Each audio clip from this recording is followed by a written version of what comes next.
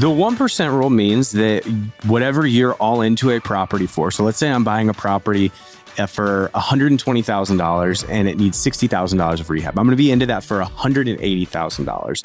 The 1% rule means that it needs to rent at $1,800 a month, which is 1% of $180,000. It needs to rent at $1,800 a month for even to be feasible to work as a rental property. Yeah.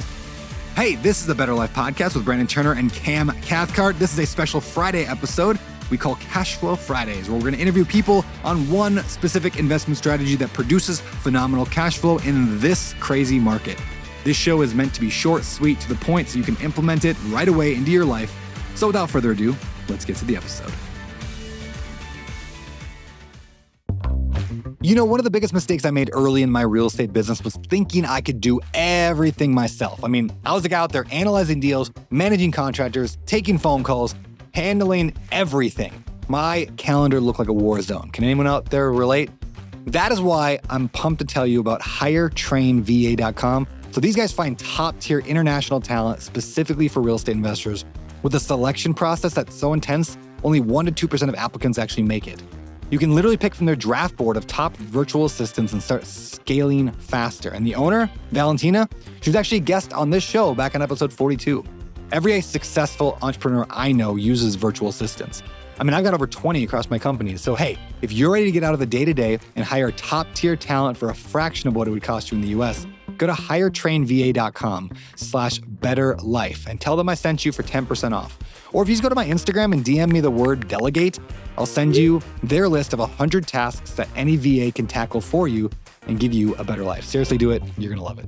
Hey, if you're new to real estate investing, there's a few rules of thumb that you need to know, and they can cut a lot of time out of like analyzing deals and looking at properties. If you just get these 3 rules of thumbs down, you're going to be fine. My name is Brandon Turner, and this here is Cam Cathcart. Cam Cathcart. Thanks for joining me today on this YouTube video. It's going to be crazy. It's going to be amazing. It's going to be amazing, man. So we're talking about rules of thumb. Now, let's talk about why rules of thumb matter and then why they don't. But before we do, I actually asked ChatGPT to give me a nice little description of what a rule of thumb is. A general principle or guideline based on practical experience rather than theory or precise calculation. It is a simplified way to make decisions or solve problems, often providing a quick and easy approximation. While not always scientifically accurate or universally applicable, a rule of thumb is usually reliable enough for everyday use and specific contexts like business, real estate, or finance. It serves as a useful shortcut when detailed analysis isn't possible or necessary. So I think that's really important for everybody listening. These are not precise. These are a way to quickly estimate, is it worth diving into more? But do not use these rules to go buy a house and then blame us in 6 months when it doesn't work out. Exactly. Because these are a estimate just to make things quicker. Yep, make it quicker. When the thing with real estate, right, is you're always buying a lot of leads. Whether you go on like realtor.com and you're looking at like 100 properties, like how do you quickly decide, well, I'm going to look at that one or that one? Mm-hmm. We do, as an active real estate investor, I mean, I've got thousands of units. You've got ridiculous. Well, not thousands, but you flip a lot. I flip a lot. Yeah, I flip a lot of houses. So like we're both using rules of thumb every single day, and we don't even think about it. Like, we just use them constantly because they're just ingrained in us. So it's like a shortcut. It's like our brain doesn't have to go and analyze every single property because we can eliminate 95% of them by these 3 rules of thumb. Yeah, I would say like in our company, we probably get 50 to 70 leads a day from wholesalers, from real estate agents, from property management companies. And then we use the rule of thumb to basically narrow that down to 6 leads a day, 7 leads a day. Yep. And then out of those 6 or 7, we might buy one of those. Yeah. No, we won't. We don't buy a house. We might buy one every 3 days. Yeah, that's good. So we're going to give you 3 of the most common rules of thumb that every new investor should know. I'm also going to give you a bonus one at the end, something that's not technically a rule of thumb, but it serves the same purpose. It helps eliminate all the garbage out there so you can really focus on the few that might be worth a deeper dive. Mm-hmm. Now, we ask one thing from you if you enjoy this video. First of all, take notes. This is education. This is school. This is not just fun, like laughing at people with cat videos. This is your future education. So take notes. Take this seriously. If things are hard, write it down, research it later, and then subscribe to this YouTube channel if you like it. That's what I'm asking. If you like this video and you want more content like this from people like me and Cam and others, this is going to get you financial freedom without losing your soul. With that said, let's get to the 3 rules of thumb. Let's do it. Number 1, the 1% rule. What is the 1% rule, Cam? The 1% rule means that whatever you're all into a property for, so let's say I'm buying a property for $120,000 Yep. and it needs $60,000 of rehab. I'm going to be into that for $180,000.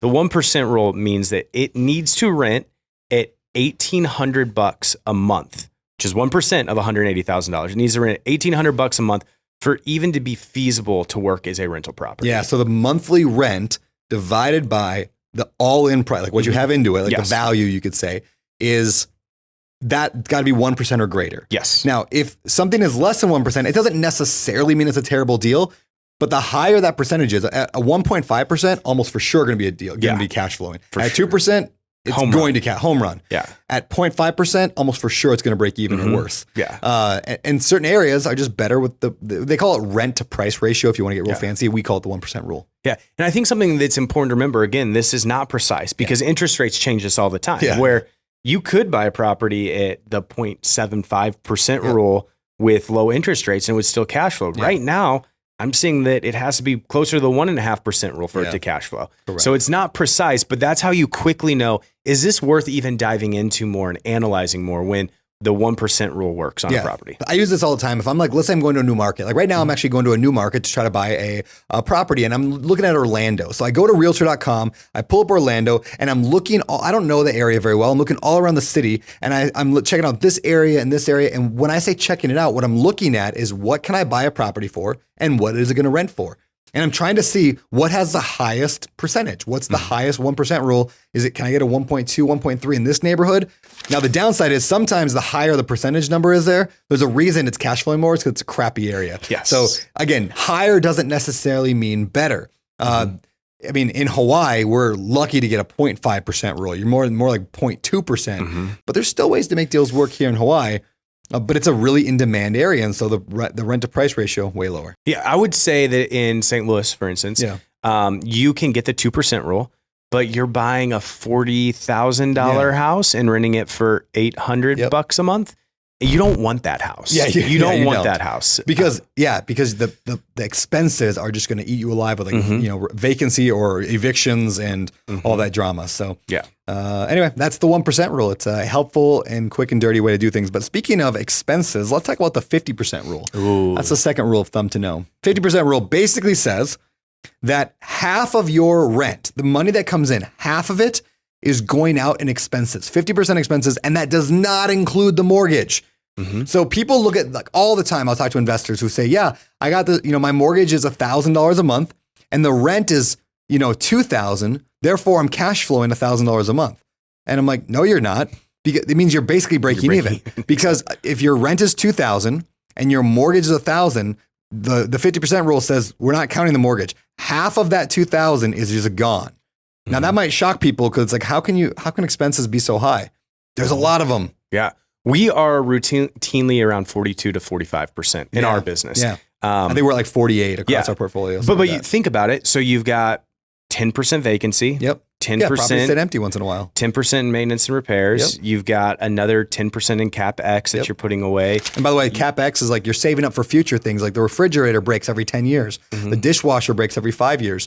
The roof is $15,000 you have to replace in 25 years. Yep. So we set aside, I always say between 5 and 15% for CapEx, depending on the age of the property, the condition, the size, some other thing like that. But but 10% is probably a decent rule of thumb for CapEx. Hey, it's another rule of thumb. It is, yeah. And so, and those add up really quick. They do. Especially if you're using property management, you got another 10% there. So right there is 40%. Yeah. Just in those four things and so, like, I was talking to somebody just the other day and very similar to what you just said. Their mortgage is $1,500 a month. And they're renting it out for $2,000 a month, and they're like, it's cash flowing $500. Yeah, and not. Like it's not because you didn't use this rule of thumb. It's probably negatively cash flowing.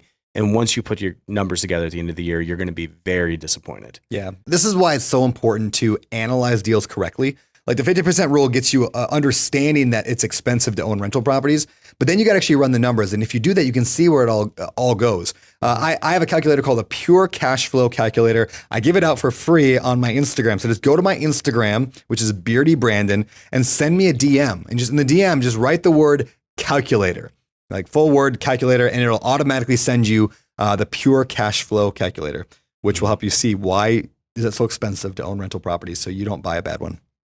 Now let's shift from rental properties to talk about flipping, the last rule of thumb, and that is the 70% rule, or what we call the deal flow flip formula. Love that. The deal flow flip formula. And Brought to you by dealflowrealestate.com. Oh, yes. Go there. You got to plug. Yeah. Brought to you by dealflowrealestate.com. There you go. So the 70% rule is essentially if you are buying a house to flip or to burr, honestly, you want to be at 70% of the ARV, which is what the house is worth once it's fixed up. You want to be at 70% of that minus repairs. So let's use a house that is $100,000, for instance, which there's not a lot of $100,000 houses in America, but I'm bad at math. So let's use a house that's $100,000, for instance, and it needs $30,000 in repairs to get it to be a $100,000 house. My offer on that would be 70% times 100,000, which would be 70,000, minus the $30,000 to fix up, which then would come to an offer of $40,000. So that is the 70% rule. Again, this isn't meant to be precise because I think we change that all the time. We'll buy properties at 82, 83, 84% if they're in a Class A area and we have really good comps. Yeah. But it's just a great rule of thumb to quickly analyze. Like for our team, when we're analyzing deals, if it's 80% or below, it means like, hey, we're gonna look into this more, and we're gonna go walk it, and we're gonna go put in an offer on it. And if they're asking if it's the 90% rule, like it's not even really worth our time to analyze anymore. So it's one of those like, how do I analyze this just really quickly? And that's what it is. You know, one thing that you teach people all the time is the idea of like networking with wholesalers to get deals. So when you do that, wholesalers are sending you deals all the time. Yeah. And the 70% rule lets you just quickly go, nope, nope, nope. Hey, let's look at that one. Well, and another rule that is in line with this rule that I might add on top of this rule to do this, and this is how you analyze a deal in 20 seconds. Because the Zestimate is always going to be lower than the ARV. We just have found that we're typically 10 to 15% over when we sell a property of the Zestimate. So if you want a really, really quick way to see like, is the asking price even within a range where I should dive into this more, is take 70% of the Zestimate. And if their asking price is around 70% of the Zestimate, it's worth diving into more. Yeah, cool. Now, like you could get into it and it needs $150,000 in repairs and it doesn't make sense, but it's at least worth looking at a little bit more. That's awesome, man. All right. Hey, I said there was going to be a little bonus tip at the end. And this is, again, not technically a rule of thumb, but it helps you quickly root out the 95% of deals that aren't going to work. And I call it the crystal clear criteria. It's simply 6 points or decisions you make. So that way you're not looking at every property in the world. You're saying, no, this is what I do. And so the 6 points out, write this down. Number 1, strategy. What are you trying to do? Are you trying to do assisted living? Well, that's going to be you're going to be looking for a different type of property than you are with the burr strategy. So what's your strategy? Number 2, location. Where are you going to buy it? Number 3, condition. Number 4, property type. Is it multifamily, single family, a commercial property? Next is price range. What's the lowest you're looking at? What's the highest you're looking at? And then lastly is profitability. In other words, what is your metric to say yes or no to the deal? And so when you define your crystal clear criteria and you say, yeah, I'm looking for duplexes in Cincinnati that I can buy as a traditional rental somewhere between $200,000 and $400,000. I'd like it to be a fixer upper because I want to fix it up a little bit. And I just need to make a 10% return on my money. Shoot, you just eliminated 99% of the duds that don't matter, so you can focus on the few that do. So I love that idea of the crystal clear criteria. Hopefully use that in your business, and you can buy some great deals this year without wasting your time on all the ones that don't work out. Cam, any final parting words? No, I really want people to remember that this is a rule of thumb and not a rule. I don't want people to go buy a house at 70% minus repairs and say, I thought this was supposed to work. Yeah. That's what actually 70% minus repairs. You should buy that house probably. Yeah, you should buy. I'm closer. You're probably doing fine. Yeah. All right, everyone. Thanks so much. Like, subscribe, comment, and give me a hug if you see me in real life. I'm Brandon Turner, and this is Cam Cathcart signing out. And that, my friends, is the show. Thank you for tuning in. And hey, before you go, if you enjoyed this episode or if you just enjoy the show in general, please consider leaving us a rating and review wherever you listen to podcasts. We really do value your feedback and we read the comments. We make future decisions about topics and guests and everything else. Plus, it helps us reach more people, and the more reviews we get, the more people hear it and watch the show and share it, and it's awesome. Last but not least, please head over to social media. Consider befriending me, following me, subscribing to all that stuff at Better Life and my personal page at Beardy Brandon, especially over on Instagram, YouTube, and really everywhere else. So thank you again for listening. I'm honored that you would bring me along on your journey toward building wealth through real estate investing without losing your soul.